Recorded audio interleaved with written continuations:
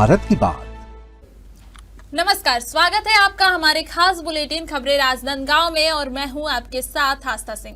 चलिए बुलेटिन की शुरुआत करते हैं, लेकिन उससे पहले एक नजर डालते हैं आज की हेडलाइंस पर।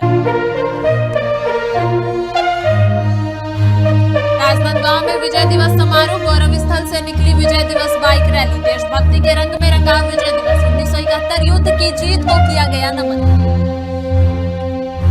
नाबालिगों द्वारा वाहन चलाने की घटनाएं बढ़ी, पुलिस और अभिभावक दोनों पर सवाल। पुलिस पालक सवालों के घेरे में। हॉकी स्टेडियम का टर्फ नवीनीकरण, 6.5 करोड़ में खेल मैदान होगा आधुनिक। राष्ट्रीय अंतर्राष्ट्रीय मुकाबलों के लिए खुलेगा रास्ता। खैरागढ़ में 5 साल बाद स्टेपेगल की वापसी, खैरागढ़ बना प्रवासी पक्षियों का सुरक्षित ठिकाना। स्टेपेगल से खैरागढ़ की जैव विविधता की पुष्टि। युवाओं के लिए जिला स्तरीय कैरियर मार्गदर्शन, रोजगार और प्रशिक्षण के मौके मिले युवाओं को। राज्यपाल के गोधराम में रोजगार मेला आयोजित। चलिए बढ़ते हैं अगली खबरों की ओर। विजय दिवस के अवसर पर राजनांदगांव शहर में कई सांस्कृतिक कार्यक्रमों का आयोजन किया गया। इस मौके पर देश के वीर जवानों के शौर्य, साहस और बलिदान को श्रद्धापूर्वक स्मरण किया गया। देशभक्ति गीतों, नृत्य और अन्य सांस्कृतिक प्रस्तुतियों ने सभागार में मौजूद लोगों को भावुक कर दिया। कलाकारों की प्रस्तुतियों को दर्शकों ने तालियों के साथ सराहा। विजय दिवस वर्ष 1971 के भारत पाक युद्ध में भारतीय सेना के ऐतिहासिक जीत की याद दिलाता है। इसी कड़ी में राजनांदगांव में शासकीय एवं गैर शासकीय संस्थानों, सामाजिक संगठनों और शिक्षण संस्थाओं द्वारा देशभक्ति से ओतप्रोत कार्यक्रम आयोजित किए गए। कार्यक्रमों में देशभक्ति गीतों की प्रस्तुति दी गई, वहीं पुष्पांजलि अर्पित कर वीर शहीदों को नमन किया गया। आयोजन में बड़ी संख्या में नागरिक, छात्र छात्राएं और गणमान्य शामिल हुए। कार्यक्रम में छत्तीसगढ़ के मुख्यमंत्री विष्णुदेव साय के दामाद की विशेष उपस्थिति रही। विजय दिवस के इन आयोजनों ने एक बार फिर देशवासियों के भीतर राष्ट्र प्रेम और वीर जवानों के प्रति सम्मान की भावना को और मजबूत किया।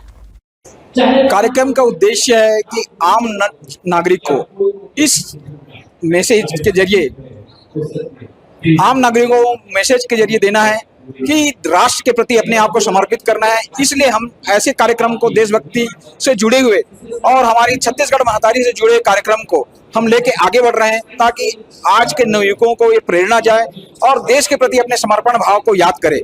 इस उद्देश्य से हमने एक सांस्कृतिक कार्यक्रम को रखा है और इस कार्यक्रम को हमने नारी शक्ति और युवाओं को समर्पित किया है, क्योंकि हर फौजी के पीछे एक नारी का हाथ होता है।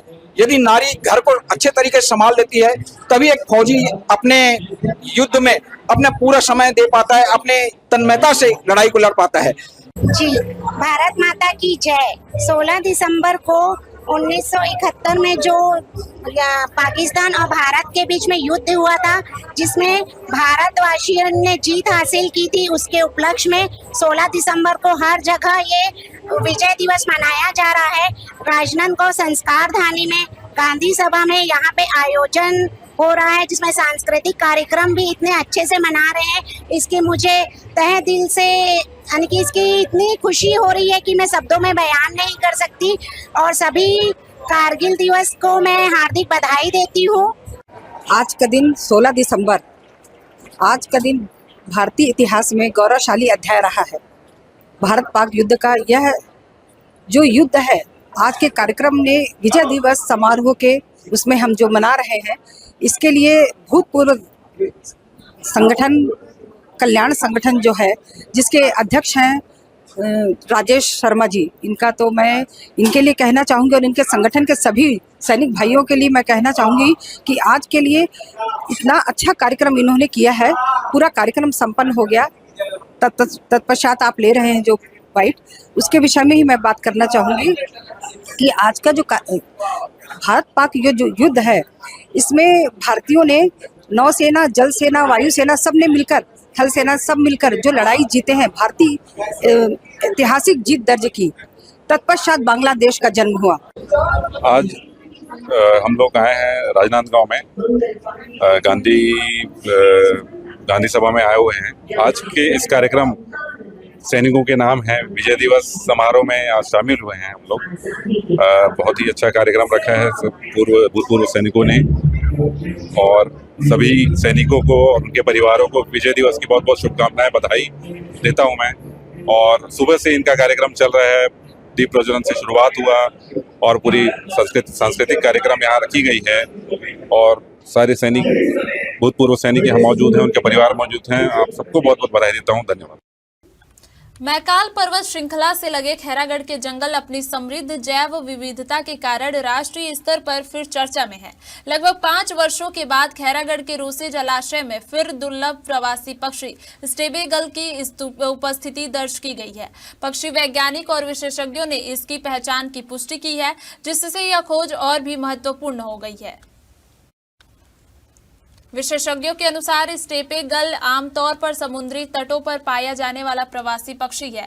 भारत के मध्य क्षेत्र, विशेषकर छत्तीसगढ़ और मध्य प्रदेश में इसका देखा जाना बेहद दुर्लभ है। ऐसे में रूसी जलाशय में इसका दिखाई देना इस क्षेत्र के अनुकूल पर्यावरण और सुरक्षित आवास का संकेत देते हैं।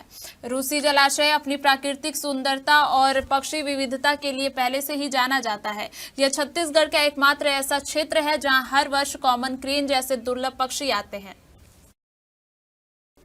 संस्कार धानी के अंतर्राष्ट्रीय हॉकी स्टेडियम के खिलाड़ियों और खेल प्रेमियों के लिए बड़ी खुशखबरी आई है। खेल अधोसंरचना को सुदृढ़ करने के तहत स्टेडियम के पुराने टर्फ यानी मैदान की सतह को बदलने के लिए लगभग 6.5 करोड़ रुपए की राशि स्वीकृत कर दी गई है। राजनांदगांव का यह हॉकी स्टेडियम प्रदेश का पहला ऐसा मैदान है जहां एस्ट्रो टर्फ सिंथेटिक टर्फ लगाया गया था। इस मैदान पर पहले भारत और ऑस्ट्रेलिया जैसी अंतर्राष्ट्रीय टीमों के बीच मुकाबले भी खेले जा चुके हैं, लेकिन समय के साथ टर्फ पुराना हो गया और अंतर्राष्ट्रीय मानकों पर खरा नहीं उतर पा रहा था। खेल विभाग के अधिकारियों के अनुसार पुराने टर्फ की गुणवत्ता में कमी के कारण खिलाड़ियों को अभ्यास और प्रतियोगिताओं के दौरान कठिनाइयों का सामना करना पड़ रहा था। इसे देखते हुए विभाग ने शासन को प्रस्ताव भेजा था, जिस पर अब वित्तीय स्वीकृति मिल गई है। स्वीकृति राशि से आधुनिक तकनीक से युक्त उच्च गुणवत्ता वाला नया सिंथेटिक टर्फ लगाया जाएगा, जो अंतर्राष्ट्रीय मानकों के अनुरूप होगा। इससे न केवल स्थानीय खिलाड़ियों को बेहतर प्रशिक्षण मिलेगा, बल्कि भविष्य में राष्ट्रीय और अंतर्राष्ट्रीय स्तर की हॉकी प्रतियोगिताओं के आयोजन का रास्ता भी खुलेगा। अधिकारियों की उम्मीद जता रहे हैं कि नए टर्फ से राजनांदगांव की खेल पहचान और मजबूत होगी और युवा खिलाड़ियों को आगे बढ़ने का बेहतर मंच मिलेगा। जानकारी के अनुसार टर्फ बदलने की प्रक्रिया जल्द शुरू होने की संभावना है। निविदा और तकनीकी औपचारिकताओं के बाद कार्य प्रारंभ होगा। टर्फ है, उसमें बहुत ही ज़्यादा मिट्टी और काई जम चुकी है, तो जब भी प्लेयर्स रनिंग करते हैं, प्रैक्टिस करते हैं, मैच होता है तो बहुत फिसलता है। उसके कारण इंजरी के चांसेस बहुत बढ़ जाते हैं और बॉल कंट्रोल नहीं हो पाती है और गेम क्वालिटी में भी बहुत डिफरेंस आता है। जी, ये बताएंगे कि टर्फ और ग्रास की जो मैदानें होती है उसमें क्या फर्क होता है खेलने में? ग्रास में एक्चुअली जो लैंड होता है वो पूरा स्मूथ नहीं होता है, बीच में थोड़े बहुत बम्प होते हैं और उसके कारण बॉल सीधी नहीं जाती है, बम्प होके जाती है।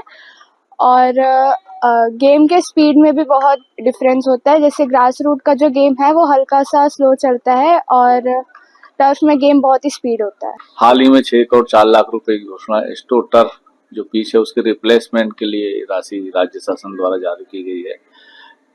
हमारा अंतर्राष्ट्रीय हॉकी स्टेडियम 2013 में तैयार हुआ था। उसके बाद लगातार इसमें सभी तरह के आयोजन हुए।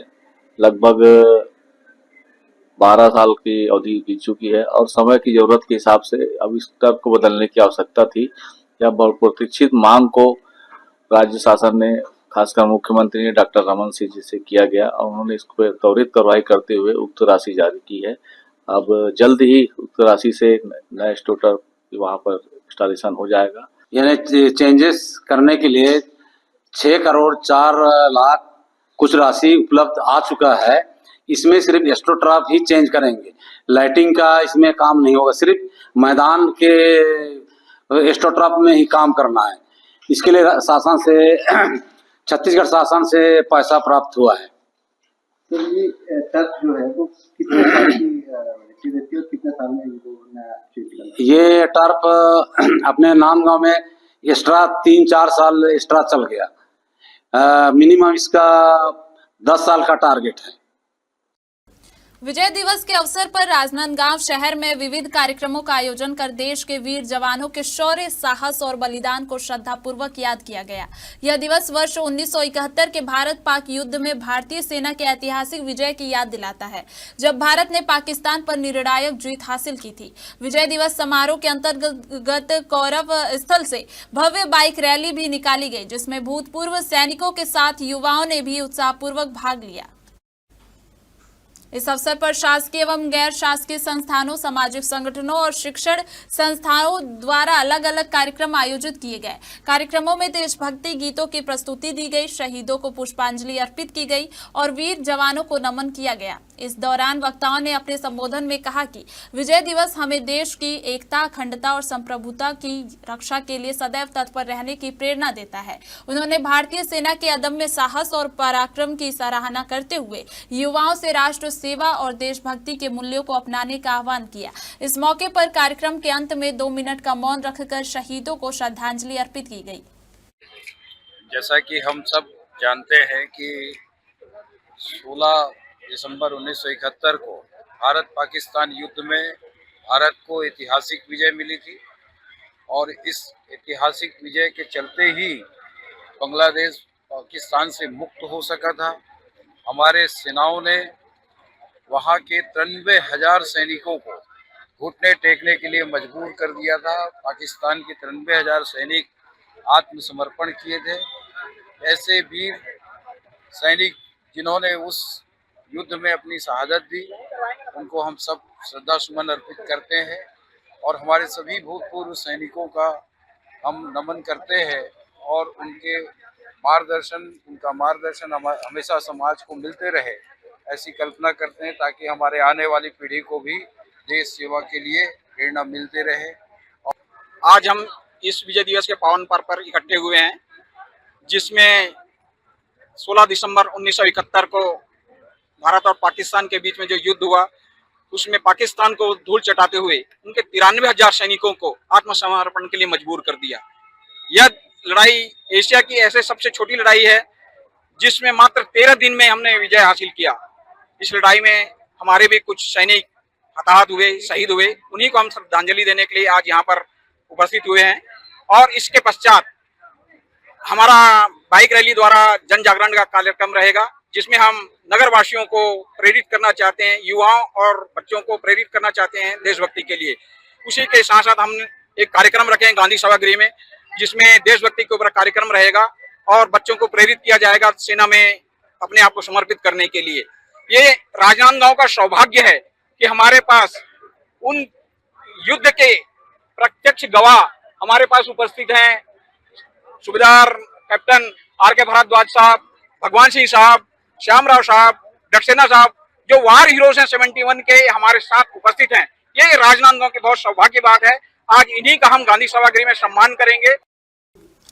खैरागढ़ छुई खदान गंडई जिले के युवाओं के लिए रोजगार और कैरियर मार्गदर्शन का बड़ा अवसर सामने आया है। राज्यपाल के गोद ग्राम सोनपुरी में जिला स्तरीय रोजगार मेला एवं कैरियर मार्गदर्शन शिविर का आयोजन किया गया, जहां जिला रोजगार एवं स्वरोजगार मार्गदर्शन केंद्र, जिला कौशल विकास एवं मार्गदर्शन केंद्र, जिला उद्योग एवं व्यापार विभाग और जनपद पंचायत खैरागढ़ की संयुक्त सहभागिता रही। शिविर में जिले के विभिन्न ग्रामों में से बड़ी संख्या में युवाओं ने भाग लिया। रोजगार मेले में Arogya herbal management, Sansur Srishti India private limited, SISS private limited, BBC industries और मां गंगई टोस्ट उद्योग ने स्टॉल लगाए। विभिन्न पदों के लिए पंजीयन कर कई युवाओं का चयन किया गया और चयनित उम्मीदवारों को प्रशिक्षण के लिए नियुक्ति पत्र भी प्रदान किए गए। इसके अलावा कलेक्टर ने युवाओं को UPSC, PSC समेत अन्य प्रतियोगी परीक्षाओं की तैयारी के लिए मार्गदर्शन दिया। वहीं मुख्य कार्यपालन अधिकारी ने अपने जीवन का अनुभव साझा करते हुए लक्ष्य आधारित तैयारी का संदेश दिया। हिंदू समाज को संगठित करने और एक सूत्र में बांधने के उद्देश्य से राजनांदगांव में 28 दिसंबर को भव्य हिंदू सम्मेलन आयोजित किया जाएगा।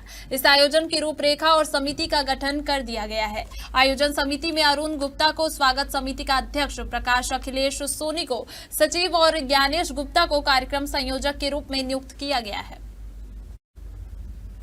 जानकारी के अनुसार सम्मेलन म्यूनिसिपल स्कूल ग्राउंड में दोपहर 12 बजे से शाम 4 बजे तक आयोजित किया जाएगा। इस सम्मेलन में दूर दूर से साधु संतों और धार्मिक विचारकों के आने की उम्मीद है। यह कार्यक्रम हिंदुत्व और सनातन धर्म की एकता को प्रदर्शित करने के साथ साथ समाज और राष्ट्र के महत्वपूर्ण मुद्दों पर चर्चा का मंच प्रदान करेगा। आयोजन समिति के सदस्य अनिल नागवंशी ने इस आयोजन की जानकारी दी और बताया कि यह कार्यक्रम गरिमा और भव्यता के साथ संपन्न होगा।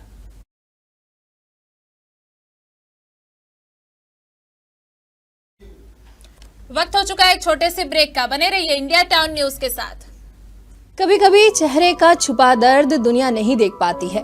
दाग, मुहासे, झाइयां सब आपके आत्मविश्वास को कम कर देता है, पर अब नहीं, क्योंकि Rukhsana glow and fair face pack जो दे आपकी स्किन को वो प्यार जो सिर्फ प्रकृति दे सकती है।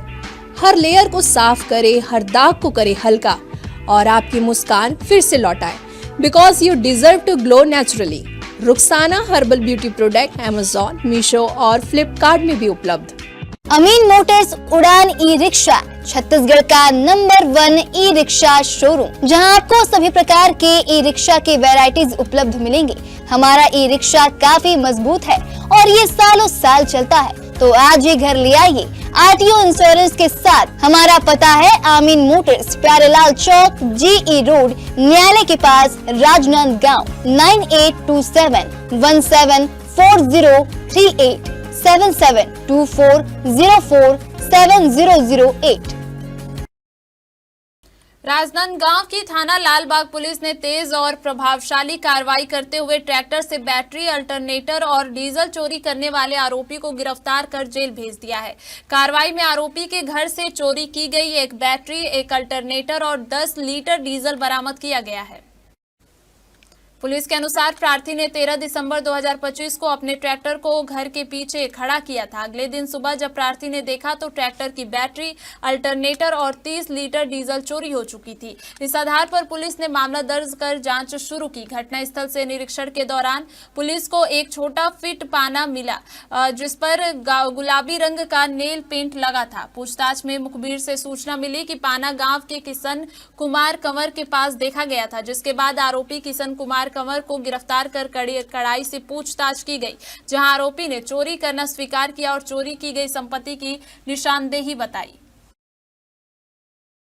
जिले में हाल ही में नाबालिग बच्चों द्वारा सड़क पर गाड़ी चलाने की घटनाएं लगातार सामने आ रही हैं। स्थानीय लोग बता रहे हैं कि बच्चे बेधड़क वाहन चला रहे हैं, लेकिन इसके बावजूद यातायात पुलिस कोई कड़ी कार्रवाई नहीं कर रही है। शहरवासी कहते हैं कि कई बार ऐसे बच्चे अपने मां बाप की अनुमति से वाहन चलाते हैं, जबकि उनके अभिभावक इसे गंभीरता से नहीं लेते। इस लोग इस स्थिति पर चिंता जाहिर कर रहे हैं। इस स्थिति में अगर कोई अनहोनी होती है तो पुलिस पर जिम्मेदारी डाल दी जाती है। जानकारों का कहना है कि नाबालिगों के वाहन चलाने पर न केवल कानून कार्रवाई आवश्यक है, बल्कि अभिभावकों की भी जिम्मेदारी तय की जानी चाहिए। उनका कहना है कि जितनी जिम्मेदारी पुलिस की है, उतनी ही जिम्मेदारी माता पिता की भी बनती है। इस प्रकार की घटनाएं सड़क सुरक्षा के लिए गंभीर खतरा है और स्थानीय प्रशासन से उम्मीद की जा रही है कि ऐसे मामलों में सख्त कदम उठाए जाए। शासकीय उच्चतर माध्यमिक शाला हल्दी में कक्षा 9वीं से 12वीं के छात्राओं के लिए महिला सुरक्षा, आत्मरक्षा और साइबर जागरूकता पर एक विशेष कार्यक्रम आयोजित किया गया। यह कार्यक्रम पुलिस अधीक्षक अंकिता शर्मा के निर्देशन में संपन्न हुआ। कार्यक्रम में रक्षा अधिकारियों द्वारा छात्रों को महिला सुरक्षा के महत्वपूर्ण उपायों और साइबर अपराधों से बचाव के तरीकों के बारे में विस्तार से जानकारी दी गई। अधिकारियों ने छात्राओं को सुरक्षित डिजिटल व्यवहार अपनाने और आपात स्थिति में तत्काल सहायता प्राप्त करने के लिए अभिव्यक्ति ऐप के उपयोग के बारे में भी बताया और सभी छात्राओं के मोबाइल में ऐप डाउनलोड करवाया गया। इस दौरान लगभग 100 छात्राओं ने इस कार्यक्रम में भाग लिया और उत्साहपूर्वक जानकारी प्राप्त की। आपको बता दें कि कार्यक्रम का उद्देश्य छात्राओं में आत्मरक्षा और साइबर जागरूकता के प्रति जागरूकता बढ़ाना था। राजनांदगांव जिले में शांति व्यवस्था बनाए रखने के लिए चलाए जा रहे अभियान के तहत चिखली पुलिस ने एक बदमाश युवक को गिरफ्तार किया है। दरअसल आरोपी पर अपने पिता और पत्नी के साथ गाली गलौज और विवाद कर शांति भंग करने का आरोप था। पुलिस अधीक्षक के निर्देशन, अतिरिक्त पुलिस अधीक्षक राहुल देव शर्मा के मार्गदर्शन और नगर पुलिस अधीक्षक वैशाली जैन के पर्यवेक्षण में कार्रवाई करते हुए पुलिस ने शीतलापारा स्थित किराना दुकान के पास अशांति फैलाने वाले तरुण वर्मा को गिरफ्तार किया, जिसके बाद पुलिस ने आरोपी के विरुद्ध मामला दर्ज कर उसे न्यायालय में पेश किया। चिखली पुलिस ने चेतावनी दी है कि अवैध गांजा, शराब की बिक्री, असामाजिक तत्वों और सार्वजनिक स्थानों पर शराब पीने वालों के खिलाफ अभियान को लेकर पुलिस लगातार सतर्क है। राजनांदगांव की चिखली पुलिस और साइबर सेल ने पुख्ता सूचना के आधार पर की गई कार्रवाई में अवैध शराब तस्कर को गिरफ्तार कर जेल भेजा है। आरोपी आदतन अपराधी है और उसके खिलाफ पहले भी कई मामले आबकारी अधिनियम के तहत दर्ज हैं। इस कार्रवाई में आरोपी के विरुद्ध आबकारी अधिनियम की धारा के तहत वैधानिक कार्रवाई कर उसे न्यायालय में पेश किया गया। पुलिस अधीक्षक अंकिता शर्मा के निर्देशन में जिले में अवैध शराब, गांजा और असामाजिक तत्वों के विरुद्ध अभियान लगातार जारी है। इसी कड़ी में चिखली पुलिस और साइबर सेल की टीम ने दीनदयाल कॉलोनी रोड के पास घेराबंदी कर रितेश रजक को गिरफ्तार किया। चिखली पुलिस ने बताया कि क्षेत्र में कानून और शांति व्यवस्था बनाए रखने के लिए अवैध शराब, गांजा बिक्री और असामाजिक गतिविधियों के खिलाफ अभियान लगातार जारी रहेगा और आरोपियों पर कार्रवाई की जा रही है।